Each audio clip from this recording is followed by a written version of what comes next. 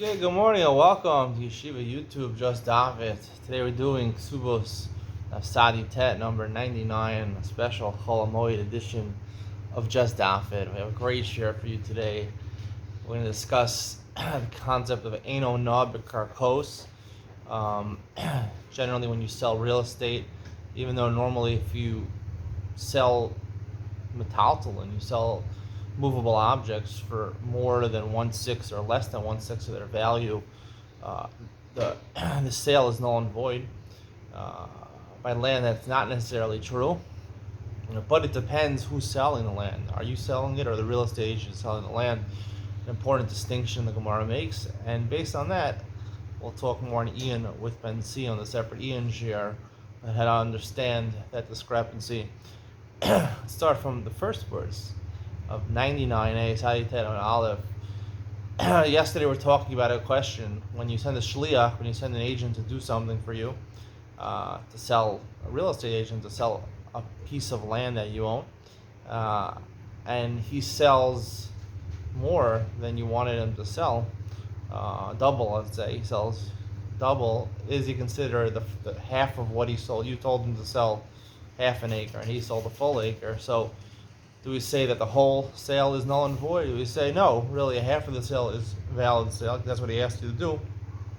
And he's just most of Alvar, the Shliach, of course, what he adds on is null and void because you didn't instruct him to do it. So the Gemara tried to bring a proof at the end of yesterday's daf from our Mishnah, and the Gemara rejects the proof. The Gemara says, our Mishnah, the end of our Mishnah is talking about where the woman, when she was selling land for her Kesuba, she sold more than the value of the Kesuba. So the Gemara says, and really she was talking about where she sold it for under the value. That's why the sale is batal. So the top of Sadi Tem and Al, having the Sefer with the Ozil, if you're going to say the Sefer, the end of our Mishnah is talking about where she sold it for less than the value, the listing of the property, have it Reisha, but the Ozil must be the beginning of the previous Mishnah, is talking about where she sold it for the listed price. It's not Sefer, Isaac Tuvasa, Arba Meozuz. The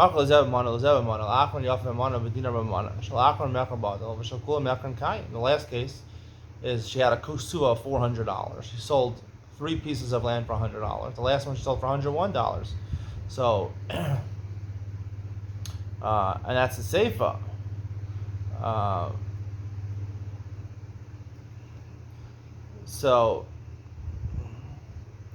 Right? So that's what it's talking about. The Seif is talking about where she sold it for the last piece for less than the value. So the Reisha is talking about where more.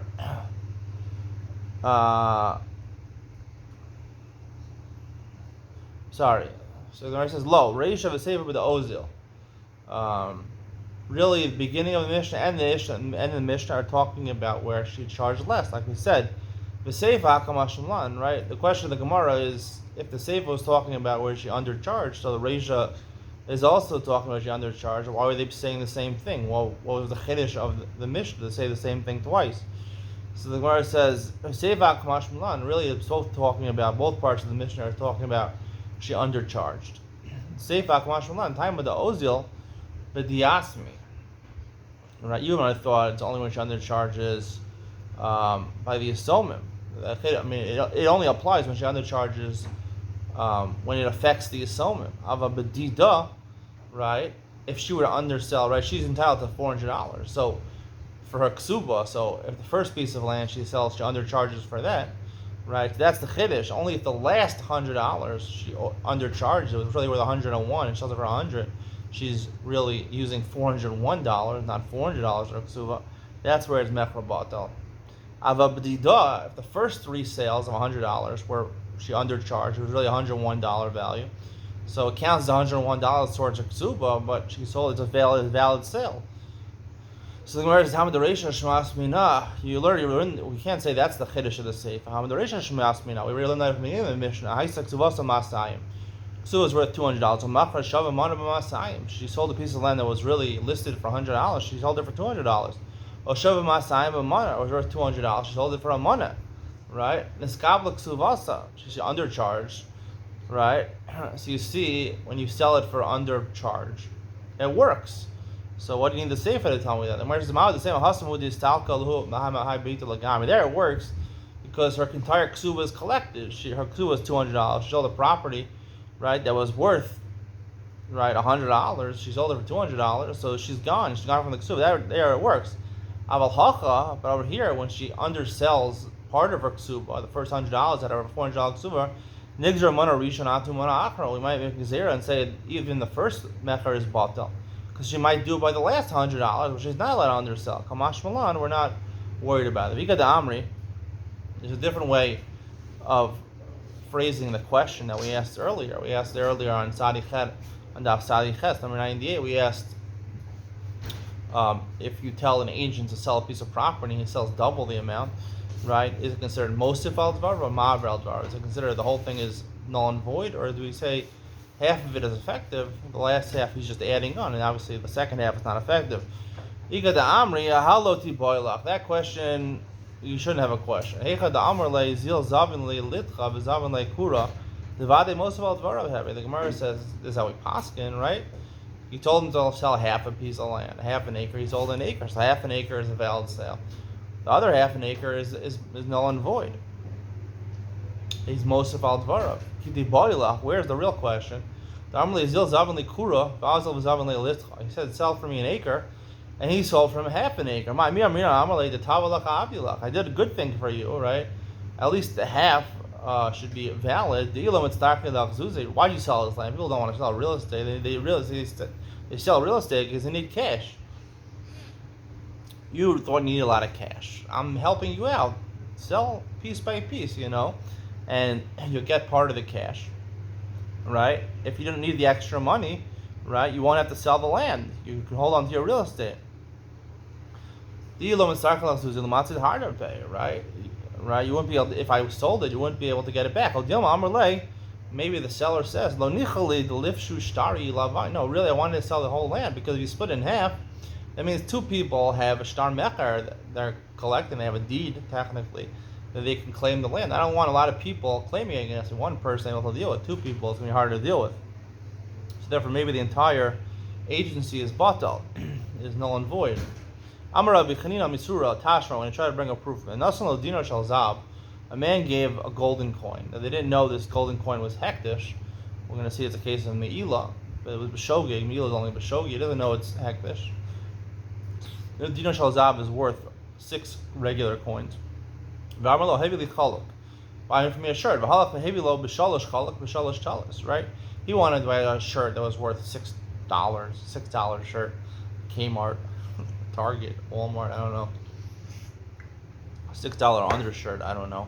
Let's say $6 undershirt.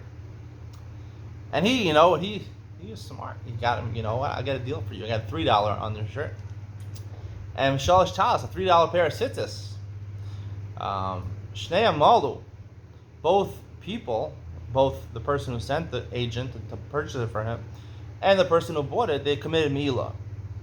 So how do we understand this? Right? A shliach, he did his shlichus. He's just adding on to his words. So the Balabayas told him spend $6 on a shirt. He spent $3 on a shirt, $3 on a pair of tzitzis. So the $3 for the shirt, that was a valid shlichus. So therefore the Balabayas is moel. And in terms of the extra $3, he changed a little bit the shlichus. He bought a talis also. So therefore they're both moel. The shliach is moel on the talis. Eliyamir's maver al dvar have. If you tell me that you buy less, right? If he tells you to sell an acre and you sell half an acre, you consider it to be not doing your shlichus at all. Am I mal? Why did the Balabayas mal? He bought him a shirt that was really worth $6. He wanted a shirt that was worth $6. He got a bargain. He finagled. He hassled. He talked with the guy. He got him a good deal. And Me'asharim, he got him a good deal. Right? He got him a shirt, an undershirt, the best undershirt, made out of 100% polyester. It's very warm. The Chalmer, the Yerushalmi Chassid told him, it's warm for those cold Yerushalayim winters. So he got him something that was worth $6 for $3. And the other $3 he bought a talis for, because he had $6. Why did the shliach do me'ilah? So it says a talis. Like I said before, he bought the extra $3 he did spend for a talis.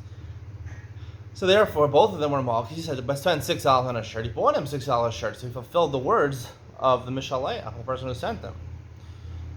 Ihachi ema seifa, say the end of this price. Or even in this case, the balabais wasn't moel. I could have said I wanted a bigger shirt. If you're gonna get $6 shirt for $3, buy me a $12 shirt for $6. You bought me a small one and a bad one. Give me the bigger one, the higher quality, the cotton one. Give me the cotton one. My ra. My answer is no. Ra b'domim. It's bad. You got a bad price.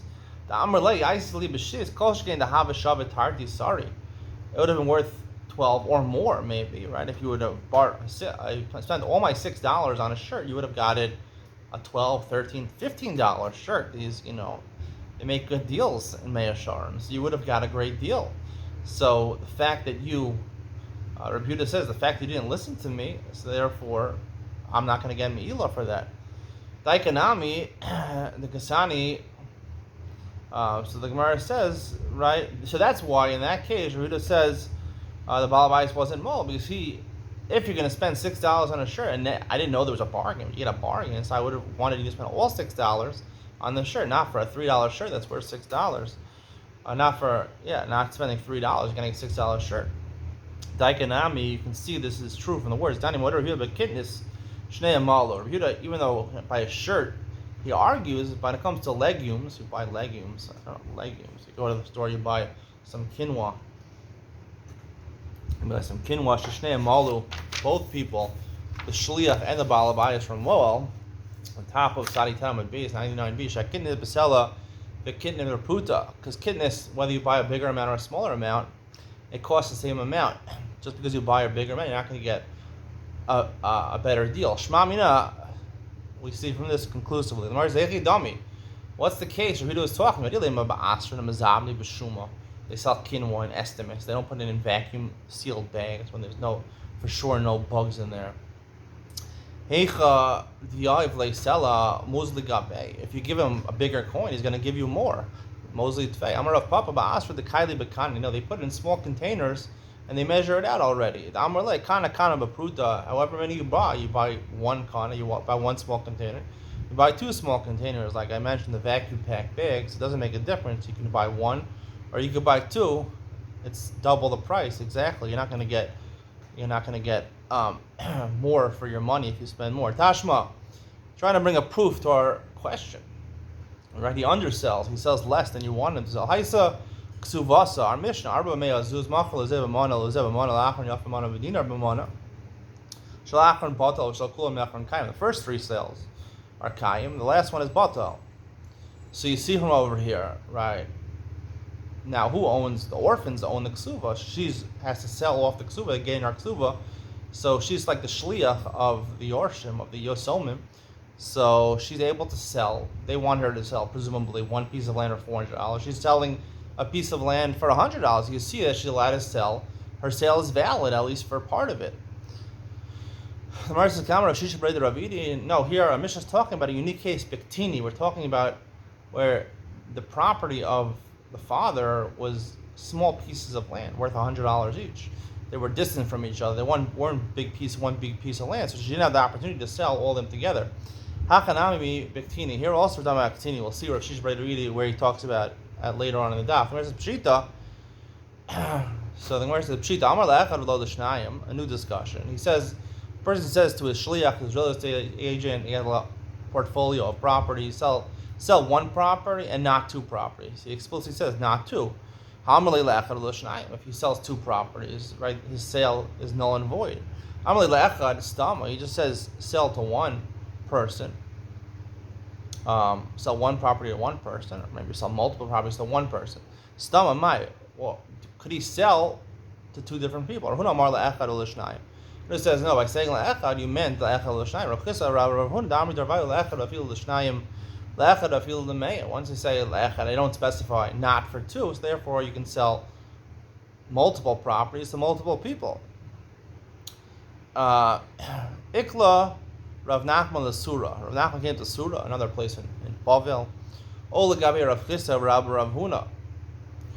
Rav Hunach was a big rabbi. Rav Chisda Rav Huna came to visit him. Amrulei Ki Gavin Amai. They want to know the halacha, right? When you say la'echad, you don't specify v'lo l'shnayim. Amar hu la'echad afilu l'shnayim la'echad afilu l'mei. When you say la'echad, you mean you're not putting a limit on it. You can sell as many properties as you want, as long as you get a fair price. Amrulei afagav the ta shliach.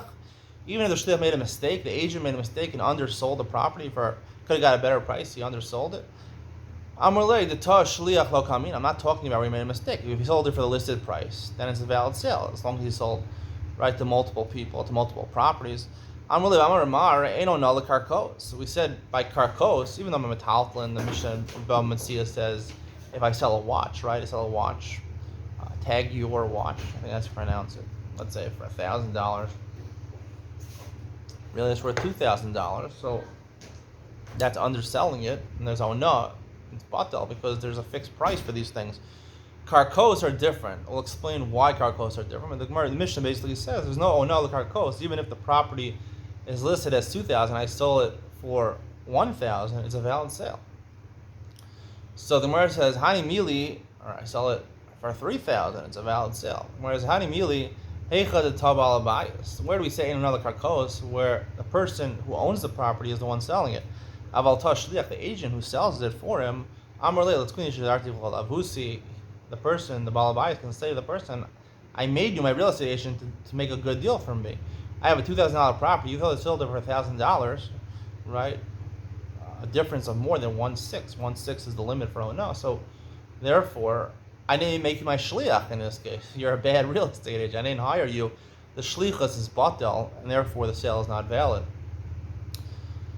How do I know there's a difference between an agent and the balabais himself?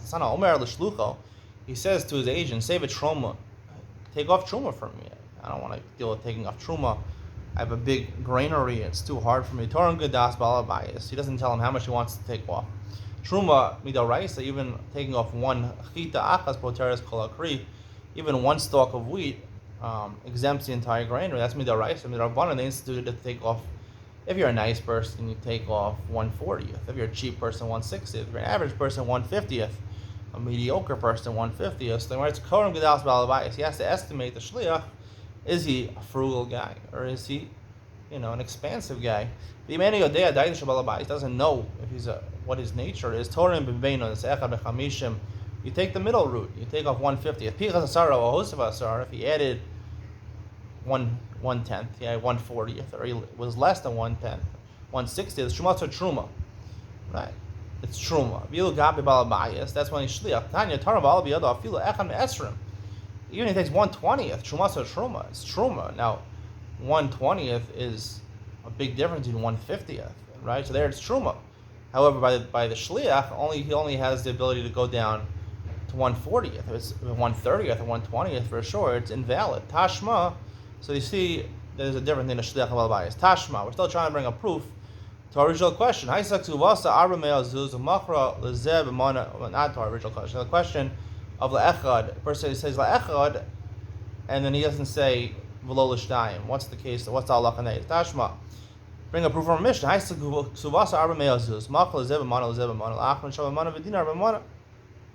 You sold the first 3 pieces of land for 100, and the last one for 101. The first 3 sales are valid. The last sale is invalid because you only had 100 to sell. You can't sell a $101 piece of property. So you see, right? Presumably, the Yorshim, the Yisomim, are saying sell to one person. They'd rather have one person, like we said, or a person would rather have one deed against him, one shtar mecher against him, than have 4 people trying to collect, property from him, or saying the property belongs to them. So the one says, no, this case is different. I remember Shish Breder Avida Biktini. Here we're talking about where the father had pieces of land that were small pieces of land in different places. So in that case, when the person says la'ech, even though the Yorshim didn't say la'echa, but it's like they said la'echa, they would rather have one piece of land sold together. Here it's impossible to sell all 4 pieces of land to one person at the same time. So therefore, they would agree, even if you say la'echad, everyone would agree you could sell to 3 or 4 different people. The question is, when you want one big piece of land, and you say la'echad to sell to one person, can you sell it to multiple people? That question remains unresolved. The Gemara doesn't give an answer. The Gemara seems to say that if the person doesn't give a limit, you can sell to multiple people. That seems to be the maskana of the Gemara. Hope you enjoyed today's shir. Stay tuned for Ian with Mensia. We're going to talk about this concept. Ain't no the karkos, except if you're the shliach, you're the real estate agent. Then there is no the karkos. What's the difference of the shliach? What's the understanding of ain't no the karkos versus there is no metalzel? And stay tuned for Ian with Mensia coming up next.